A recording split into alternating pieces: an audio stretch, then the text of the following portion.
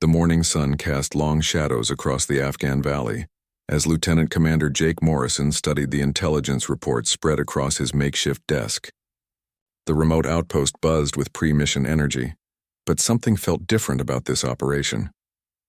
His team of 8 Navy SEALs had been tasked with extracting a high-value target from a compound deep in Taliban territory. But the intel seemed too clean, too perfect. "Sir, we've got movement on the ridgeline," called out Petty Officer First Class Marcus Rivera, lowering his binoculars. The stocky demolitions expert had been with Morrison's team for 3 years, and his instincts were rarely wrong. Morrison joined him at the observation post, scanning the distant mountains through his own optics. The mission briefing had been straightforward enough.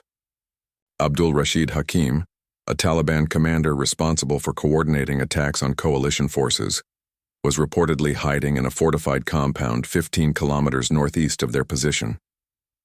The operation required a night insertion, swift extraction of the target, and exfiltration before dawn.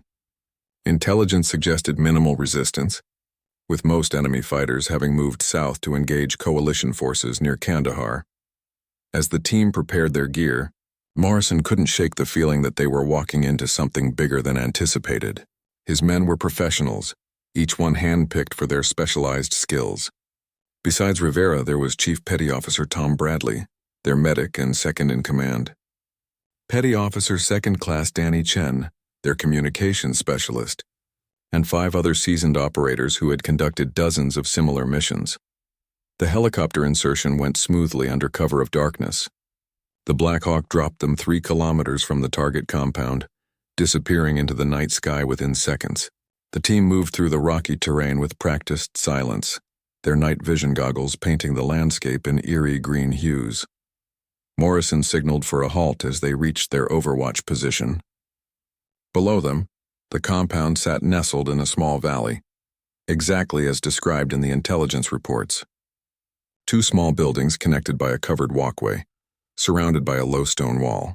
Thermal imaging revealed 3 heat signatures inside the main structure, consistent with the expected number of occupants. "Overwatch. This is ground team," Chen whispered into his radio, establishing communication with their support element, positioned on a distant ridgeline. "We have eyes on target. Beginning approach in 2 minutes." The assault unfolded perfectly. Rivera's breaching charge created a precise opening in the compound wall, while Bradley and 2 others secured the perimeter. Morrison led the assault team through the breach, moving room to room with deadly efficiency. They found Hakim exactly where intelligence had predicted, sleeping in a small back room with 2 bodyguards. The extraction of the high-value target took less than 4 minutes. Hakim was secured with flex cuffs and a hood, his bodyguards neutralized with suppressed weapons.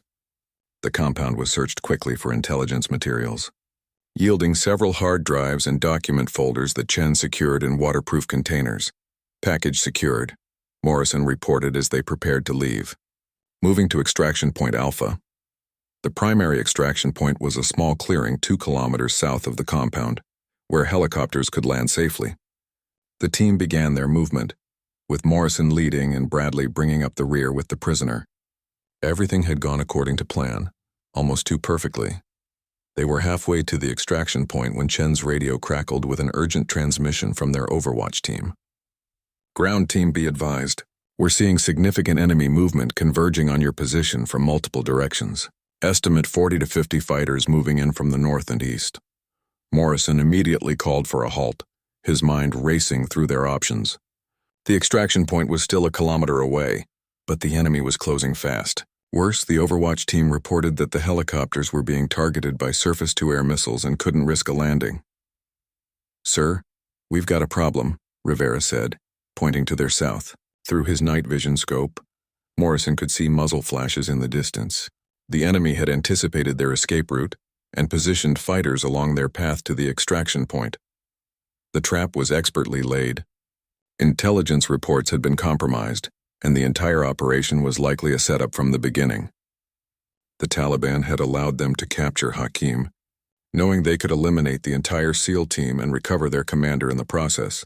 "Chen, get me alternate extraction points," Morrison ordered, his voice calm despite their deteriorating situation. Bradley prepped the prisoner for extended movement.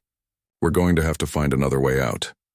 As if responding to his words, automatic weapons fire erupted from 3 directions simultaneously. The muzzle flashes lit up the darkness like deadly fireworks, and bullets began impacting the rocks around their position.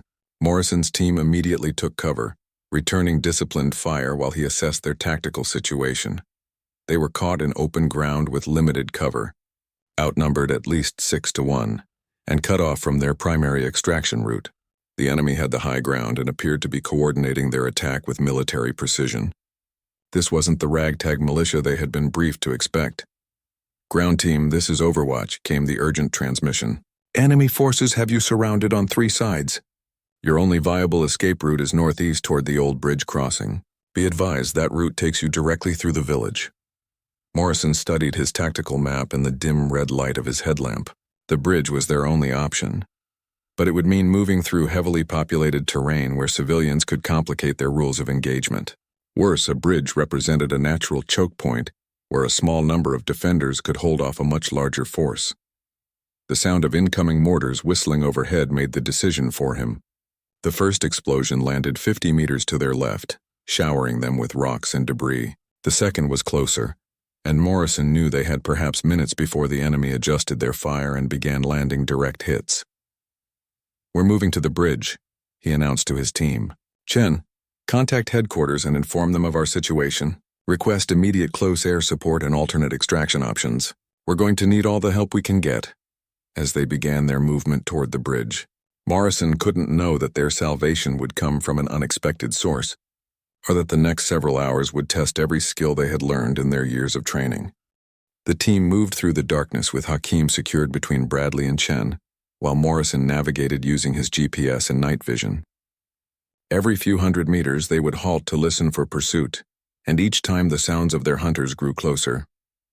The Taliban fighters were systematic in their search, using coordinated signals and disciplined fire control that suggested professional military training. Rivera took point as they approached the outskirts of the village, his demolitions expertise making him naturally cautious about potential improvised explosive devices. The village consisted of perhaps 30 mud brick houses clustered around a central square, with the ancient stone bridge visible in the moonlight beyond the last row of buildings. "Movement ahead," Rivera whispered, raising his fist to signal a halt. Through their thermal optics, the team could see at least 6 heat signatures positioned around the village perimeter. The enemy had anticipated their route and established an ambush. Morrison felt the walls closing in around them. Behind them, the sounds of pursuit grew steadily louder. To their left and right, steep hillsides offered no viable escape routes. The village and bridge ahead represented their only path to potential extraction, but it was clearly defended. Chen's radio crackled softly with an incoming transmission. "Ground team, this is Havoc 2-1, came the voice of a helicopter pilot. "We're orbiting at medium altitude but taking heavy ground fire. Cannot provide close air support due to civilian presence in the village. You're on your own until you clear the populated area." The situation was deteriorating rapidly. Hakim seemed to sense their predicament and began struggling against his restraints, forcing Bradley to maintain a firm grip on the prisoner while trying to keep his weapon ready. The medic's usual calm demeanor showed signs of strain as enemy mortar rounds began falling closer to their position. Morrison made the tactical decision that would define the next phase of their mission. Instead of attempting to bypass the village ambush, which would likely result in them being caught in the open by their pursuers, he chose to assault through the enemy positions and fight their way to the bridge. "We're going straight through," he told his team. "Rivera, you and Johnson take the left flank. Bradley, stay with the package. Chen, maintain communications with Overwatch. Everyone else follow me through the center." The assault began with Rivera's precisely placed grenades eliminating 2 enemy positions simultaneously. The explosions lit up the night sky and provided enough distraction for Morrison to lead his team forward. They moved house by house through the village, using the traditional clearing techniques they had practiced countless times. The Taliban defenders were better positioned and equipped than anticipated. They had night vision capabilities of their own and coordinated their defense with disciplined fire control. What Morrison had hoped would be a quick breakthrough turned into a prolonged firefight among the narrow streets and alleyways. During the running battle through the village, Chen took a bullet through his left shoulder, but continued operating his radio equipment with one arm. The communications specialist managed to maintain contact with their Overwatch team, while calling out enemy positions to his teammates. His dedication kept the team coordinated even as their tactical situation grew increasingly desperate. 20 minutes into the village fight, they reached the central square with the bridge visible just 200 meters ahead. But their relief was short-lived. Positioned at the far end of the bridge was a technical vehicle-mounted heavy machine gun, and Morrison could see additional fighters taking positions along the bridge's stone barriers. "Sir, we've got a problem," Bradley reported, breathing heavily from carrying both his medical pack and maintaining control of their prisoner. "The package is showing signs of internal bleeding. If he doesn't get medical attention within the hour, we're going to lose him." The irony of their situation wasn't lost on Morrison. They were fighting to extract a Taliban commander who was responsible for killing coalition soldiers.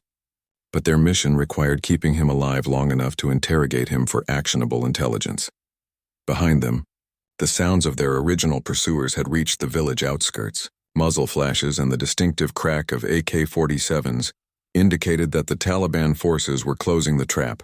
Morrison's team was caught in the middle of a classic hammer and anvil situation, with enemy forces pressing them from behind toward a defended position ahead. "Chen, what's the status on air support?" Morrison asked while changing magazines in his rifle. "Havoc 2-1 reports they're still taking ground fire but will attempt close air support once we're clear of civilian structures," Chen replied, wincing as he adjusted his radio pack to accommodate his wounded shoulder. The bridge represented more than just an escape route now. It was the only path between them and potential survival. Morrison studied the structure through his scope, noting the ancient stone construction that would provide excellent cover for defenders while offering little protection for attackers crossing the span. The bridge was perhaps 40 meters long, with stone barriers rising about 4 feet on either side. It spanned a seasonal river that was currently running low, but the banks were too steep and muddy to consider as an alternative crossing point. There was no way around the choke point. As Morrison weighed their options, a new sound reached his ears that made his blood run cold. The distinctive whine of an incoming rocket-propelled grenade echoed off the village walls. He had just enough time to shout a warning before the RPG impacted the building beside them, showering the team with debris and temporarily stunning them with the concussion. When his hearing returned, Morrison could distinguish multiple RPG teams coordinating their fire. The Taliban had brought serious firepower to this engagement, far more than would be expected for a simple ambush. This level of preparation and resources suggested they had known about the mission well in advance. Rivera struggled to his feet, blood trickling from his forehead where a piece of stone had struck him. "Sir, they've got us bracketed with mortars and RPGs. We need to move now or we're all dead." Looking back toward the village center, Morrison could see muzzle flashes getting closer as their pursuers fought through the same defenders they had just passed. In a few minutes, the Taliban would control the entire village and have them trapped against the bridge with nowhere to retreat. "We assault the bridge in 60 seconds, Morrison announced, his decision made. "Rivera, do you have anything that can take out that technical?" The demolitions expert checked his remaining explosives and nodded grimly. "One shot, sir. But I'll have to get close and someone's going to have to keep those machine gunners busy while I move." Morrison knew what that meant. Someone would have to draw the concentrated fire of multiple enemy positions, while Rivera maneuvered into position. It was essentially a suicide mission. But without eliminating that heavy machine gun, none of them would make it across the bridge alive. The assault on the bridge began with Morrison himself, drawing fire from the technical vehicle. He sprinted across the open square leading to the bridge approach, deliberately exposing himself to enemy fire, while his teammates provided covering fire from the village buildings. Tracer rounds lit up the darkness around him as the heavy machine gun swiveled to track his movement. Rivera used the distraction to begin his flanking maneuver, moving along the riverbank under cover of the stone embankment. The demolitions expert carried a single satchel charge, enough to disable the technical if he could get within throwing distance. But the approach required him to climb up the steep bank and cross 20 meters of open ground under direct observation from multiple enemy positions. Bradley maintained his grip on Hakim while directing the prisoner toward cover behind a low stone wall. The Taliban commander had remained surprisingly calm throughout the firefight, almost as if he had expected this level of resistance. His composed demeanor suggested he knew something about their situation that the SEAL team didn't. Chen continued coordinating with their Overwatch team, despite his wounded shoulder. "Overwatch reports large enemy force moving through the village behind us," he called out between bursts of covering fire. "Estimate 60 to 70 fighters converging on the bridge approach. We've got maybe 3 minutes before they reach our position." Morrison reached the bridge approach and immediately came under concentrated fire from defenders positioned along its length. The ancient stone barriers provided excellent protection for the Taliban fighters, while creating a deadly gauntlet for anyone attempting to cross. He counted at least 12 enemy positions spread across the 40-meter span. The situation was becoming hopeless. Even if Rivera could eliminate the technical vehicle, crossing the bridge under fire from a dozen defended positions would be nearly impossible. Morrison's team was trained for direct action missions, but they lacked the heavy weapons and manpower needed for a sustained assault against prepared defenses. That's when Chen's radio crackled with an unexpected transmission. "Ground team, this is Viper Actual," came a crisp female voice. "I have eyes on your position from the eastern ridgeline. Can provide precision fire support if you can mark targets." Morrison had never heard the call sign before, but any support was welcome at this point. "Viper Actual, this is ground team leader. What's your capability?" "Long-range precision fire," came the immediate response. "I can see your muzzle flashes and the enemy positions on the bridge. Give me target priorities and keep your heads down." Rivera had reached the base of the embankment and was preparing to make his assault on the technical vehicle when the first precision shot rang out across the valley. The sound was distinctive, the sharp crack of a high-powered rifle firing from extreme distance. One of the Taliban fighters positioned halfway across the bridge simply collapsed, his weapon clattering onto the stone walkway. "Holy shit," Rivera whispered into his radio. "Where did that come from?" The mysterious sniper's second shot eliminated the machine gunner on the technical vehicle before he could traverse his weapon back toward Morrison's position. The heavy machine gun fell silent. Its operator slumped over the weapon system. Suddenly, Rivera's approach became much more feasible. Morrison seized the initiative immediately. "Viper, can you suppress the bridge defenders? We're moving to cross now." "Roger, ground team, keep moving and stay low. I'll work from north to south along the bridge." What followed was a masterclass in precision marksmanship. The unseen sniper systematically eliminated Taliban defenders along the bridge, with shots that seemed impossible given the range and lighting conditions. Each bullet found its target with surgical precision, creating gaps in the enemy line that Morrison's team could exploit. Rivera reached the technical vehicle and discovered that the sniper's shot had not only eliminated the gunner but had also damaged the weapon's firing mechanism. The demolitions expert used his satchel charge to destroy the vehicle entirely, ensuring it couldn't be brought back into action by reinforcement troops. Bradley struggled across the bridge approach with Hakim, the prisoner now showing obvious signs of internal injury. Blood was visible on his clothing, and his breathing had become labored. The medic knew they were racing against time to get their high-value target to medical facilities before they lost him entirely. Chen maintained communications while providing covering fire, his wounded shoulder limiting his mobility, but not his effectiveness. "Ground team, Overwatch reports enemy forces have reached the village square. They'll be in position to fire on the bridge in approximately 1 minute. The precision fire support continued as Morrison's team fought their way across the bridge. The mysterious sniper seemed to anticipate Taliban movements, eliminating threats before they could engage the SEALs effectively. It was unlike anything Morrison had experienced in his military career. Halfway across the bridge, Morrison caught a glimpse of muzzle flash from the eastern ridgeline, nearly 2 kilometers away. The distance made such accurate shooting almost impossible, yet the results spoke for themselves. Taliban defenders were being eliminated with single shots to the head or upper torso, even in low-light conditions with moving targets. "Viper Actual, what's your actual position?" Morrison asked as they neared the far end of the bridge. "Eastern ridge, approximately 1,800 meters from your location," came the reply. "Former Marine Scout sniper, currently working private security in the region. Saw your situation developing and decided to assist." As they reached the far side of the bridge, Morrison's team took cover behind the stone barriers while Chen established communications with extraction helicopters. The mysterious sniper continued providing overwatch, eliminating Taliban fighters as they attempted to pursue across the bridge. "Ground team, this is Havoc 2-1, came the pilot's voice. "We have your position marked and are inbound for extraction. Landing zone is 300 meters north of the bridge. Be advised, we're taking sporadic ground fire, but nothing we can't handle." Rivera used his remaining explosives to damage the bridge structure, making it impassable for vehicles and difficult for infantry to cross.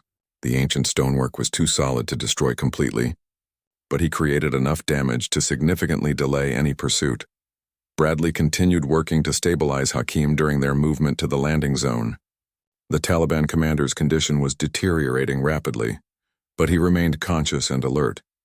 His eyes held a calculating expression that made Morrison wonder what information he might be processing about their rescue and extraction. As they moved toward the helicopter landing zone, Chen maintained contact with their mysterious benefactor.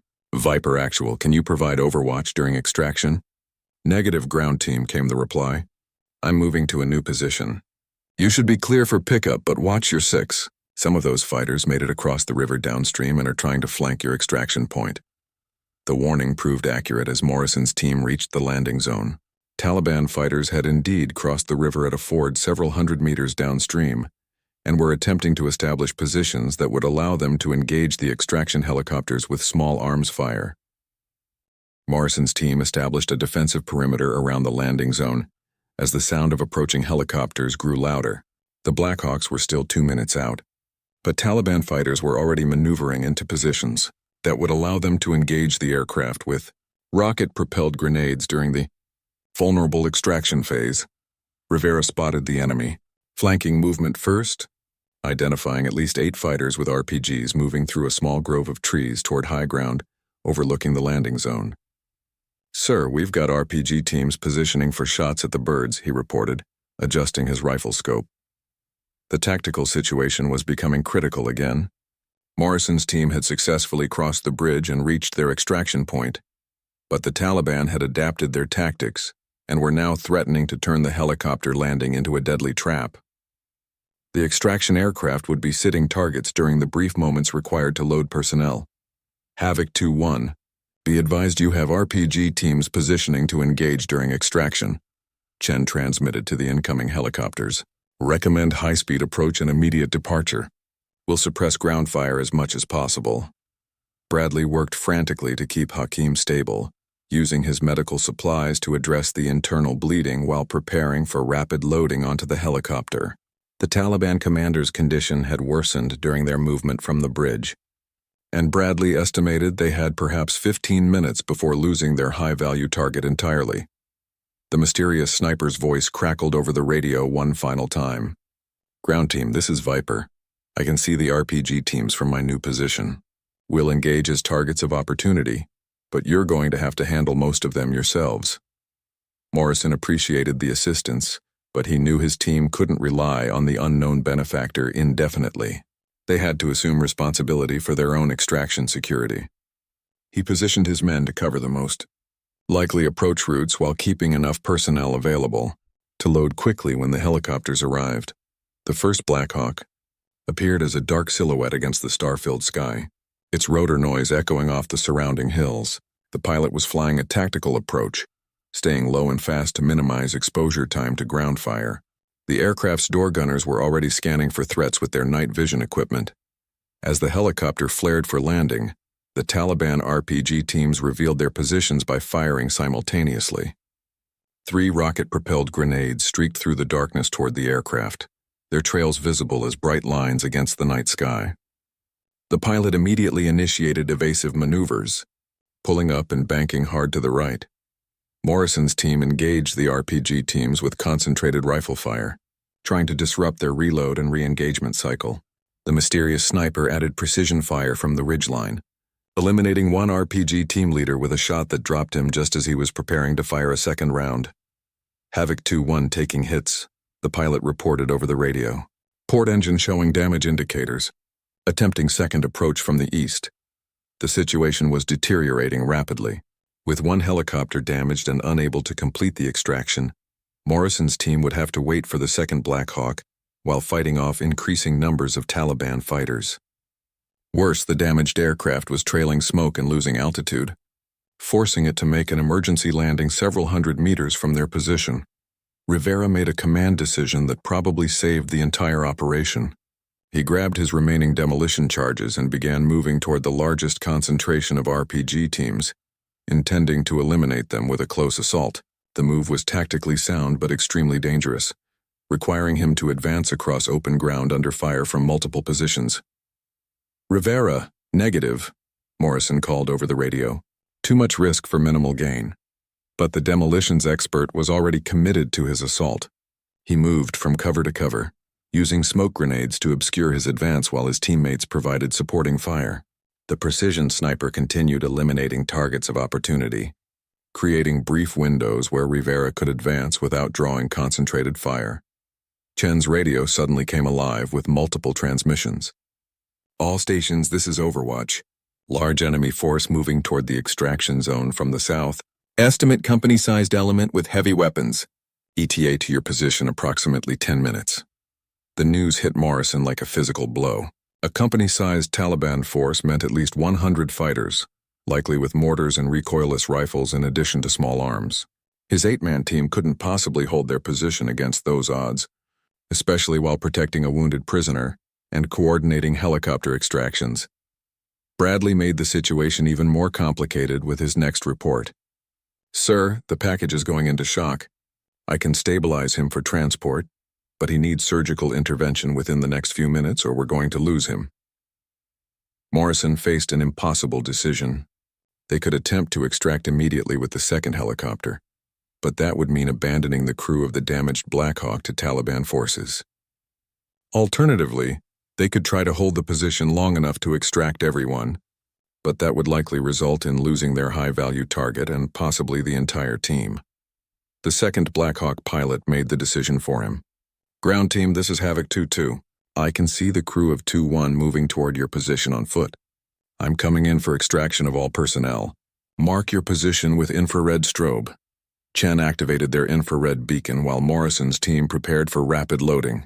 Rivera had successfully eliminated 2 RPG teams with his assault, but more Taliban fighters were moving into the area. The window for extraction was closing rapidly.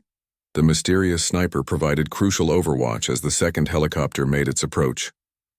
Precision fire eliminated Taliban fighters who were attempting to engage the aircraft with small arms, while Morrison's team suppressed other threats with their remaining ammunition.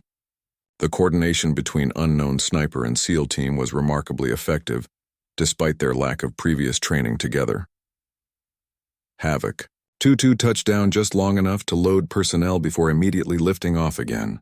The entire extraction took less than 30 seconds, but it felt like hours under the concentrated enemy fire. Rivera was the last man aboard, diving through the helicopter door as Taliban rounds impacted the aircraft's armored hull.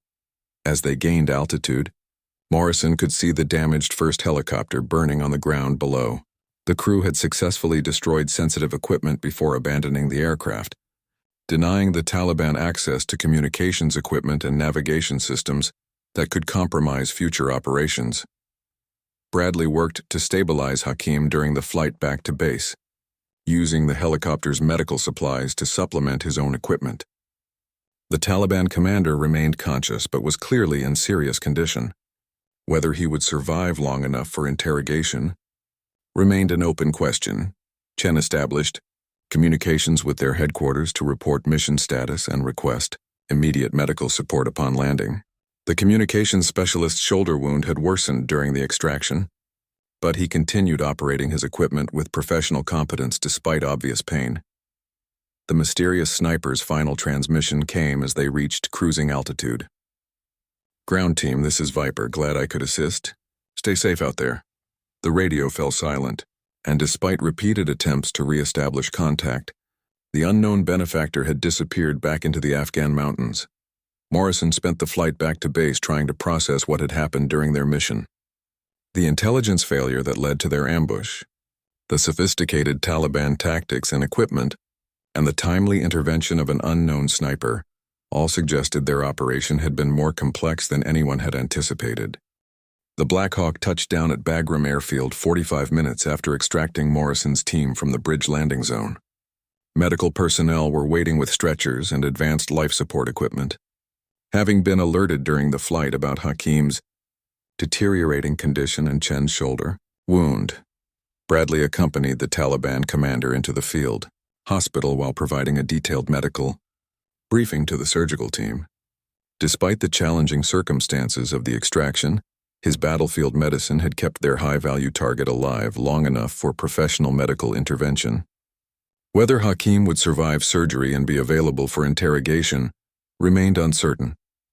Morrison's team underwent standard post-mission procedures, including weapons maintenance, equipment accounting, and preliminary debriefings with intelligence officers.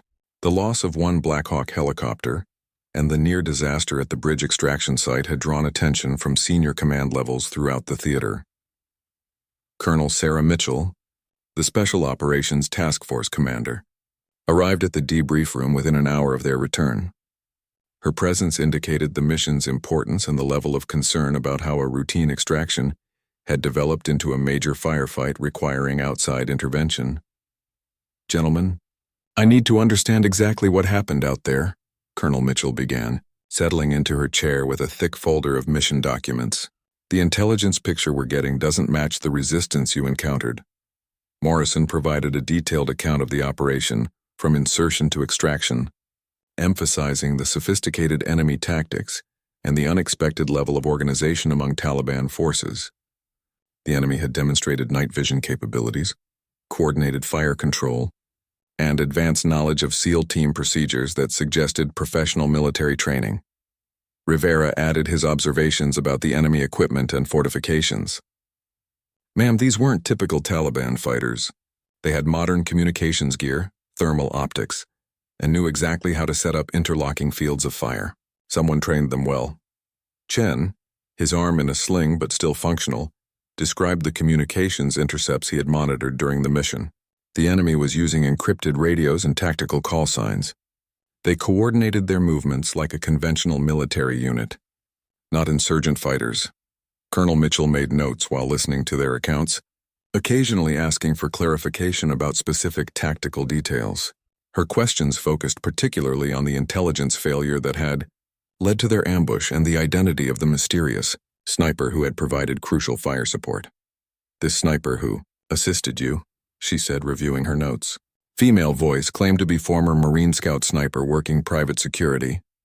"Did she provide any other identifying information?" Morrison shook his head. "Just the call sign Viper Actual and her general location on the eastern ridgeline."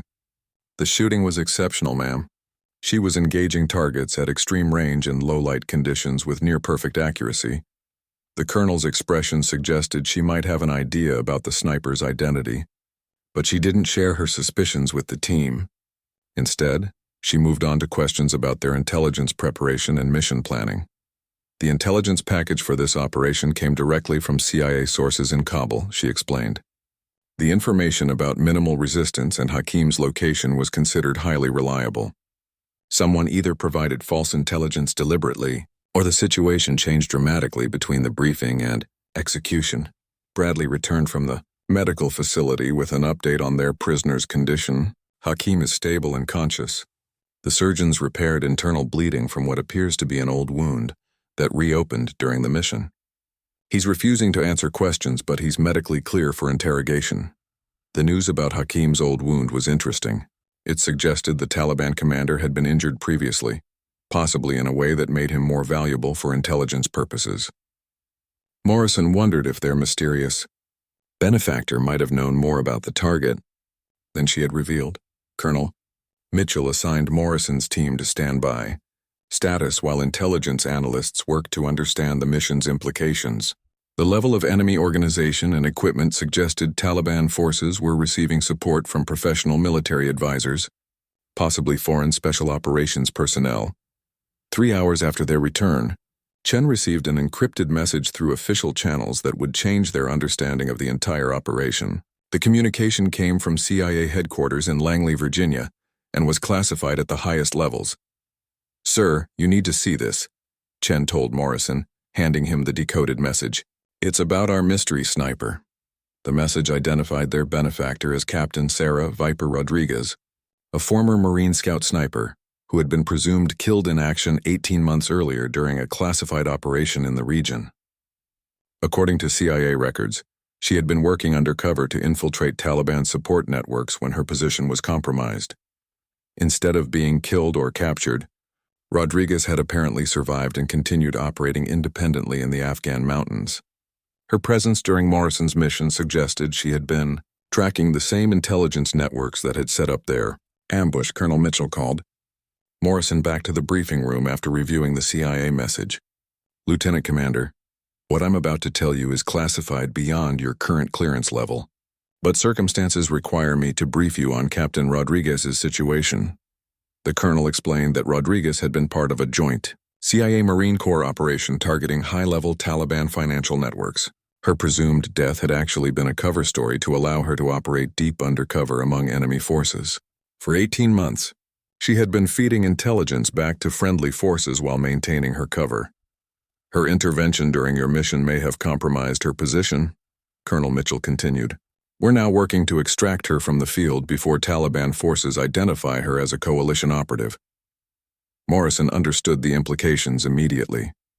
By saving his team, Rodriguez had potentially exposed herself to discovery and execution by the same Taliban networks she had been infiltrating. Her sacrifice had been even greater than they had realized during the firefight. "Ma'am, what's our involvement in her extraction?" Morrison asked. "Your team knows the area and has worked with her under fire," the colonel replied. "If anyone can successfully extract Captain Rodriguez, it's the operators who have already established tactical coordination with her." Bradley raised a practical concern. "Colonel, our team took casualties during the last mission. Chen's shoulder wound will limit his mobility, and we lost significant equipment during the helicopter extraction. Medical has cleared Chen for limited duty, and will provide replacement equipment," Colonel Mitchell assured him. "Captain Rodriguez has been out there alone for 18 months. She saved your lives tonight, and now we're going to save hers."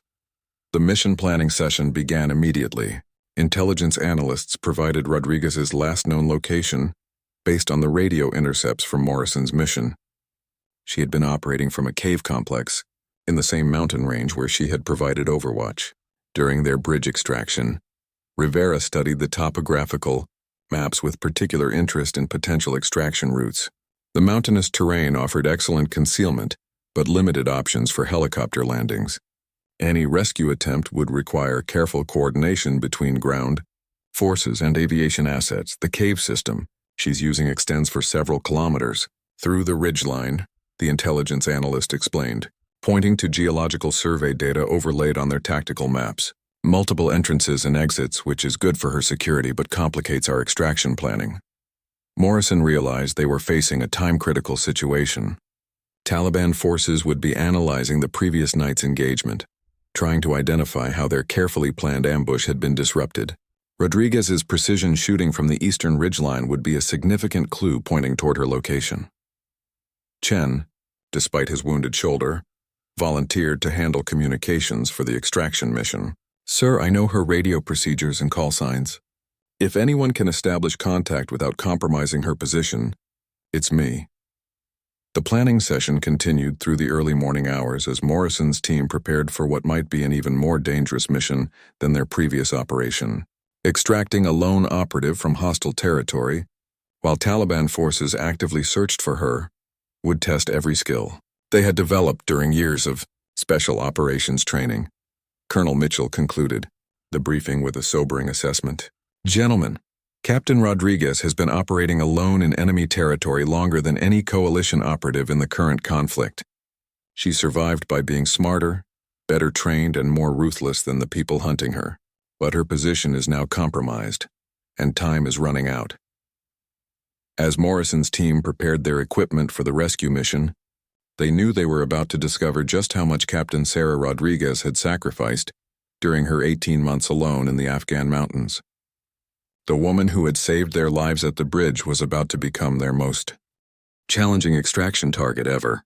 The irony wasn't lost on Morrison that less than 12 hours after being rescued themselves, his team was preparing to risk everything to return the favor. But that's what special operations personnel did for each other, regardless of service branch or mission classification. Rodriguez had proven herself a warrior worthy of their respect and their commitment to bringing her home. Bradley finished his medical preparations and looked up at his teammates. She saved our asses out there. Now it's our turn to save hers. The rescue mission launched 6 hours after Morrison's team had returned from their original operation. Intelligence indicated that Taliban search teams were already moving through the mountain region, where Rodriguez had provided overwatch, using systematic sweep patterns that suggested professional counterintelligence training. Morrison's team inserted via helicopter into a landing zone 8 kilometers from Rodriguez's suspected position, far enough away to avoid detection, but close enough to reach her before enemy forces could complete their search.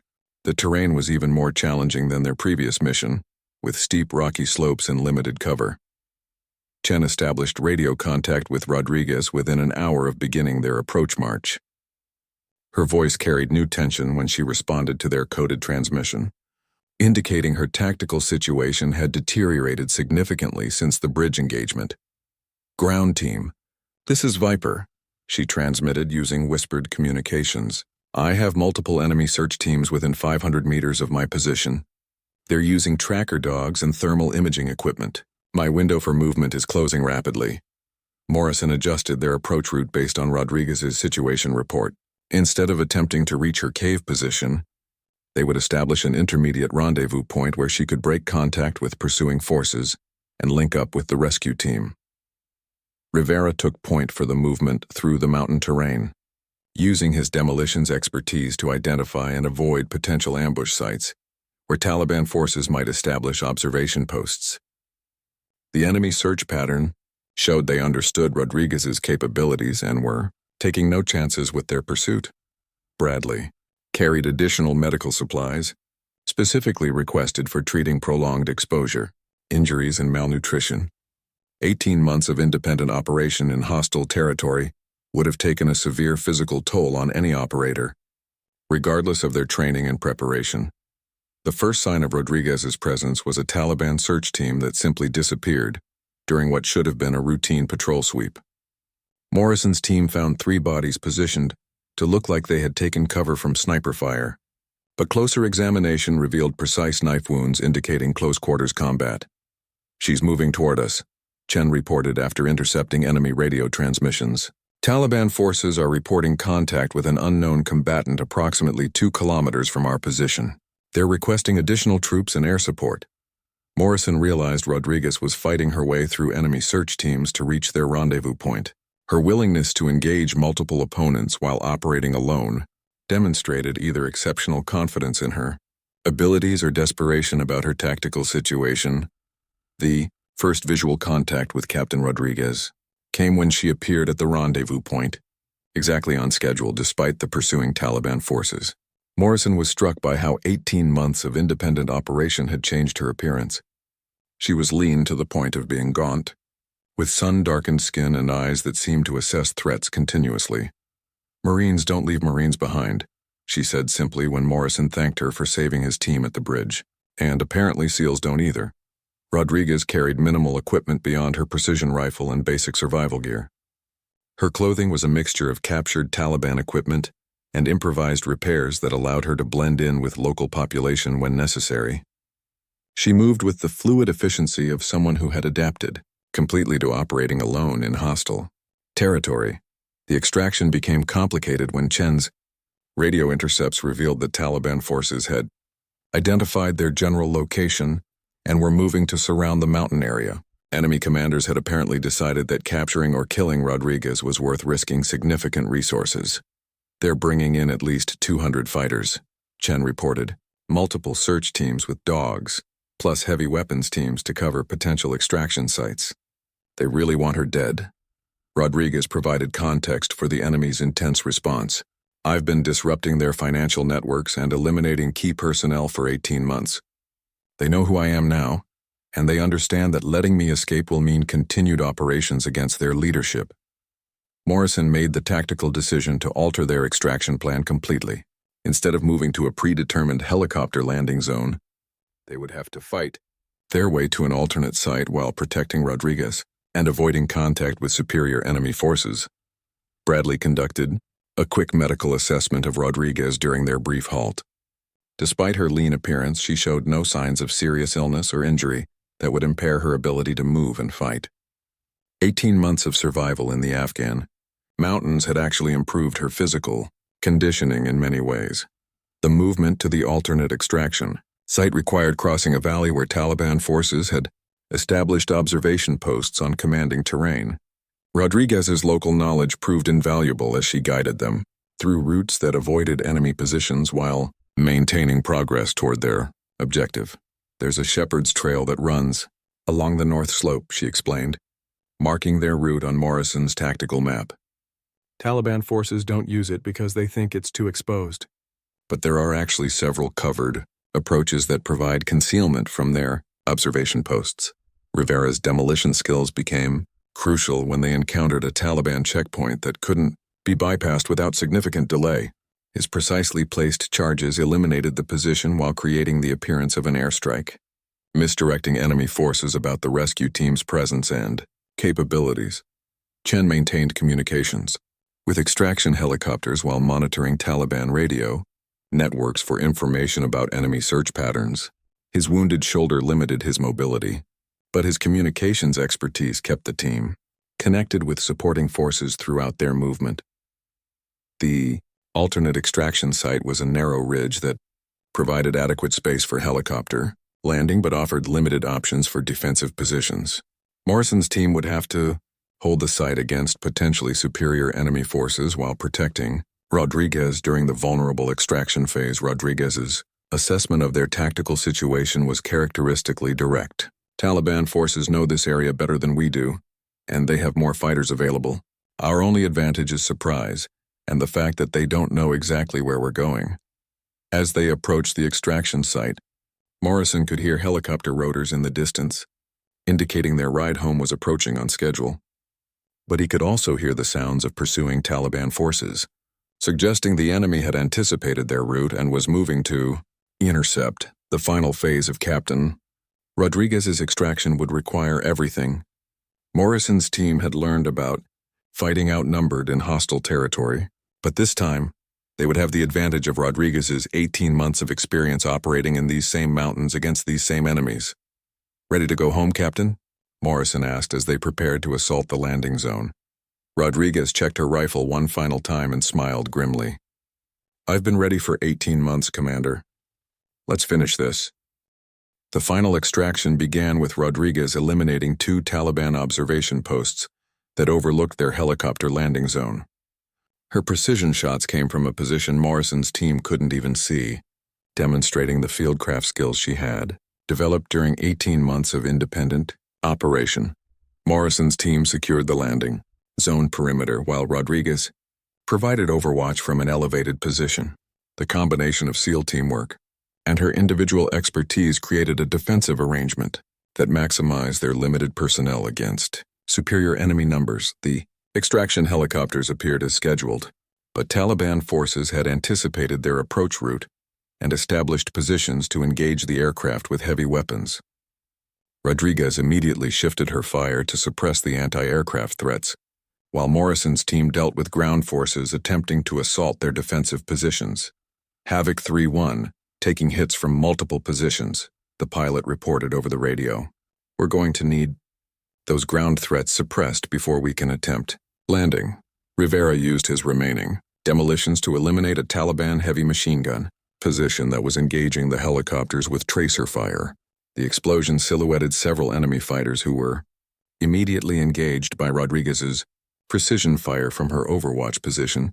Chen coordinated the extraction sequence while maintaining communications with higher headquarters about their situation. Ground team has 1 wounded friendly and 4 enemy KIA. Landing zone is marginally secure but taking sporadic fire from ridge positions. Bradley prepared Rodriguez for helicopter loading while providing medical assessment information to the extraction crew.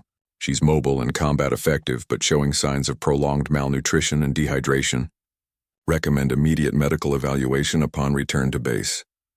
The Taliban forces made their final push to prevent Rodriguez's extraction, just as the helicopter was approaching for landing. At least 30 fighters emerged from concealed positions around the landing zone, apparently willing to accept heavy casualties to eliminate the Marine who had been disrupting their operations for 18 months. Rodriguez's response was immediate and devastating. She had memorized every piece of terrain around the landing zone during her months of operation in the region, and knew exactly where enemy forces would position themselves for an assault. Her precision fire eliminated key Taliban leaders and heavy weapons teams before they could coordinate their attack effectively. Morrison's team provided supporting fire while maintaining their defensive perimeter, but it was Rodriguez's intimate knowledge of enemy tactics and terrain that made the difference. She seemed to anticipate Taliban movements before they happened, engaging threats that Morrison's team hadn't even identified yet. The helicopter touched down for exactly 23 seconds, long enough to load all personnel before immediately lifting off again under continuing enemy fire. Rodriguez was the last person to board, continuing to engage Taliban positions until the aircraft was climbing away from the landing zone. "Ground team and precious cargo are secure," the pilot reported, "taking scattered small arms fire but nothing we can't handle. ETA to base is 35 minutes. During the flight back to Bagram, Rodriguez provided Morrison's team with a detailed briefing about Taliban financial networks and leadership structures she had been monitoring during her 18 months undercover. The intelligence was extensive and current, representing information that conventional collection methods couldn't have obtained. Bradley conducted a more thorough medical evaluation of Rodriguez during the flight, confirming his initial assessment of malnutrition and dehydration, but finding no serious injuries or medical conditions. Her physical conditioning was actually superior to many operators who had been living on secure bases with regular meals and medical support. Chen established communications with intelligence analysts who were standing by to conduct detailed debriefings with Rodriguez upon their return. Her information about Taliban operations would likely result in dozens of follow-on missions against targets she had identified during her independent operation. Colonel Mitchell was waiting at the landing zone when they returned to base, along with medical personnel and intelligence officers from multiple agencies. Rodriguez's extraction had drawn attention from the highest levels of military and intelligence leadership. "Captain Rodriguez," Colonel Mitchell said as they unloaded from the helicopter, "welcome home. You've got a lot of people who want to hear your story." Rodriguez's response was characteristically modest. "Ma'am, I was just doing my job. These SEALs did the hard work of getting me out of there." Morrison knew better. Rodriguez had spent 18 months alone in enemy territory, feeding intelligence back to friendly forces while staying alive through her own skills and determination.